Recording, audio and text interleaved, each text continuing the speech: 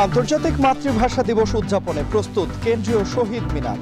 কয়েক স্তরের নিরাপত্তা, কোনো শঙ্কা নেই দাবি ডিএমপি ও র্যাবের। সারা দেশে জোর প্রস্তুতি।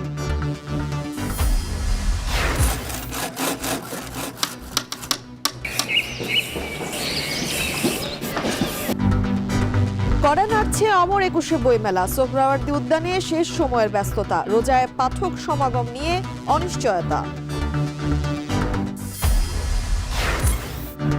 বাজারে চড়া লেবু, বেগুন সহ ইফতারি পণ্যের দর। ঝাঁঝ বেড়েছে কাঁচা মরিচের, বাড়তি আমিষ আর ফলের দরও। তদারকির দাবি ক্রেতাদের। আগামী বাজেট হবে জনমুখী, কাউকে খুশি করতে নয়। চট্টগ্রামে অর্থমন্ত্রী। রপ্তানি বাড়িয়ে চ্যালেঞ্জ মোকাবেলার অঙ্গীকার বাণিজ্যমন্ত্রী। এবং সংকটে দেশের অভিবাসন খাত। বছরে দেশে ফিরছেন 1 লাখের বেশি প্রবাসী কর্মী। নজরদারি ও জবাবদিহিতা বাড়ানোর তাগিদ।